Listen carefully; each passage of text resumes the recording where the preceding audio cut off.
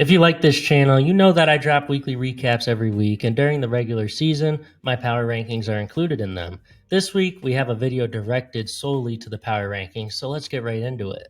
We already know who the bottom feeders will be this year, but in fairness, we do have to include them here. At 30, I have the Nets. They are the worst team in the league right now for me, especially since I know they're going to be big-time sellers. An extremely close second, though, is the Wizards, who come to us at 29. The Portland Trailblazers have made some good moves this offseason, but they still will be bad, leading them to the 28th spot. With a logjam at the guard position, the Chicago Bulls are destined to be a messy team and a team with no chemistry, making their place at 27 an easy selection. The Pistons added many vets to try and win more games, so naturally I expect them to be better. Still not going to be great though. Scotty Barnes and the Raptors are going to be an entertaining team to watch this season, but to say they will be a good team is difficult given the state of the NBA, so unfortunately, they are at 25. The Charlotte Hornets are an odd team on paper, as they really don't look that bad, but watching them play, they have been brutal. I think putting them at 24 is generous of me here, but they could be a sneaky team in the East. I was debating putting the Hawks lower given the fact that they don't got much going for them outside of two players, but those two players are very difficult for other teams to match up with. Trae Young is a top point guard in the league and will provide the Hawks with a double-double a night, while Jalen Johnson is a rising young forward that looks to be flourishing, and moving into the 2 option will allow him more freedom. This makes me a little more confident in the Hawks regular season, but they still don't look that great. Victor Wembanyama is such a difficult matchup that no one is going to have an answer for him in the regular season, as his defensive presence is a huge annoyance. Offensively, the Spurs will be unlocking a new dimension, as they have added Chris Paul, whom will be running the show and getting the young players better shots while mentoring them. The Spurs could be a decent team next season too, and that is why I gave them the 22nd spot. Larry Markkinen and the Jazz are not as bad as people may think given the notions surrounding the team. If the Jazz stay healthy and continue to have the internal development at the guard position while figuring out how to incorporate the rookies, this team can be sneaky, and they are already an underrated team, so I believe them to be the 21st best team. Starting my top 20, we have the Golden State Warriors. A disappointing offseason and a huge question mark at the center position makes it unimaginable that the Warriors can be a good team this season unless Steph Curry plays to his MVP level.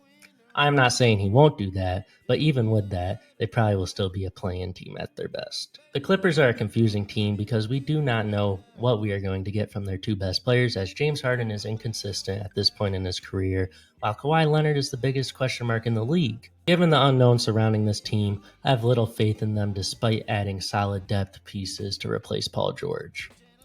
There is no doubt that the NBA is going through a youth movement as young teams are progressively overachieving as they mature quickly, and the Houston Rockets look to be the next team to take a huge leap. Last season they were impressive from top to bottom, but the craziest and most notable thing is that they can reach a new level collectively, and I for one am expecting them to reach that new level as they get healthy and continue to mature, ultimately leading me to place them at 18. I have a lot of concerns about the New Orleans Pelicans early next season, as they have a serious Brandon Ingram issue as well as a lack of a true starting center.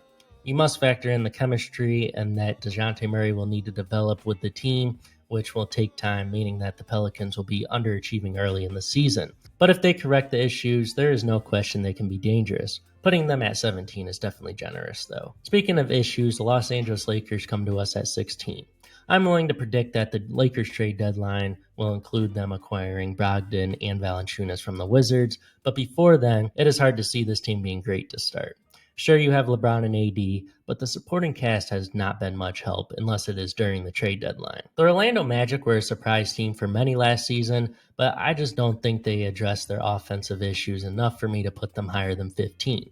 KCP is great, but this team cannot shoot still, and it will continue to hinder their offense, especially when they go through the midseason slide. Florida rival the Miami Heat didn't address what they needed to in the offseason either, but they do in fact have Jimmy Butler, Bam Adebayo, and an entire supporting cast that seems to outplay their expectations, specifically in the playoffs. Having a full year with Scary Terry is going to be interesting for this team, but there are many holes the Miami Heat did not do anything about, and their health is always a huge limiting factor for them, leading me to put them at 14. The Sacramento Kings disappointed last season after reaching the 3 seed the year prior, but this offseason they were one of the few teams to make notable improvements. I am not just talking about DeMar DeRozan, but adding elite defenders, Jalen McDaniels and Devin Carter, as well as retaining Malik Monk. This team is much better than last season, and they will be the team no one wants to play in a close game with the given clutch genes of their stars. I'm not a fan of Cleveland, as I believe both Darius Garland and Jared Allen do not fit next to Donovan Mitchell and Evan Mobley, but on paper this team is pretty good and will be a good regular season team. Knowing that, and knowing that they did just win a playoff series last year, I had to respect them and put them at 12. There is some doubt in my mind about the Indiana Pacers surrounding next season, as their defense isn't much improved, and they will not be sneaking up on anybody like last season. But there is a respect factor I'm putting here. Watching them last season means I do have to respect them like I am doing right now, but they do just miss out on the top 10. Starting the top 10 off, we have the Phoenix Suns. Phoenix Suns will have the best offense in the NBA, and it won't be particularly close now that the Big Two and Bradley Beal don't have to worry about playmaking duties, as Tyus Jones will be running the show. Unfortunately, the defense will be brutally bad, as the team will be insanely undersized, and that deficiency cannot be ignored, leading them to be only at 10. Just ahead of my Suns, I have the Grizzlies. If Memphis stays healthy, they could finish between 3rd and 6th in the West, given how good they have historically been in the regular season with Ja.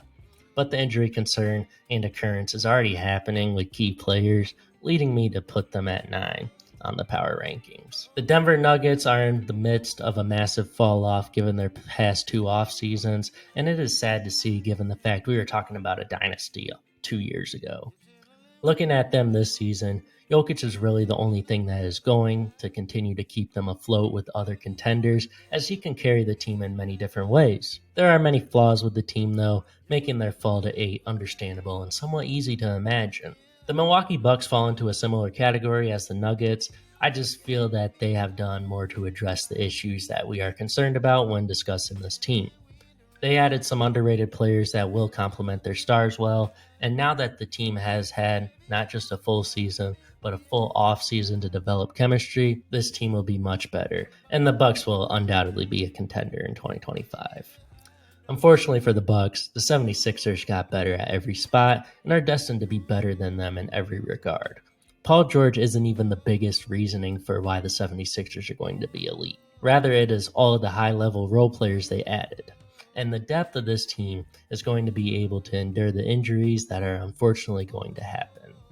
Philly is for real, and if that big 3 clicks the way it is expected to, the 76ers are a huge threat to win the East. I just believe there are 2 Eastern Conference teams better than them at this moment in time. One of those teams is the New York Knicks, and they are starting the top 5.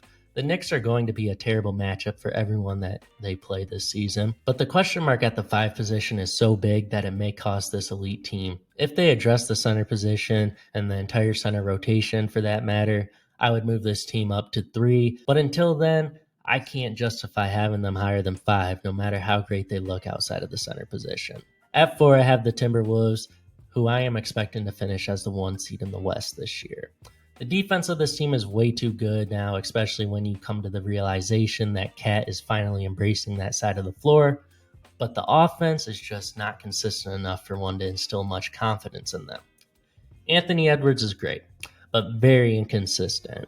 Cat is the definition of inconsistency, as he deals with many injuries leading to him falling out of rhythm, and if you look at everyone else on the team, they are not reliable at all on the offensive end. Given the limitation of offense, I have to keep the Wolves at 4. The reigning Western Conference champions are the 3rd team on my power rankings, and the reasoning is simple. In a playoff setting, this is going to be a top 2 team in the West, and is really the only team that can beat the team I have ranked at 2. The talent of their superstars is undeniable, and their role players are above average in every aspect that is key to being a role player at their position. The depth of this team is extraordinary, and they replace key players with even better versions of themselves.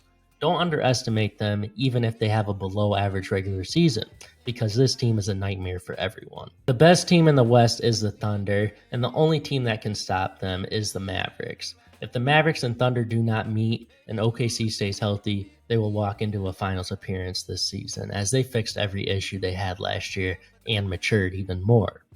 Easy pick to make the NBA Finals this year, and the best team in the West. The best team in the NBA, though, is with no surprise the Boston Celtics.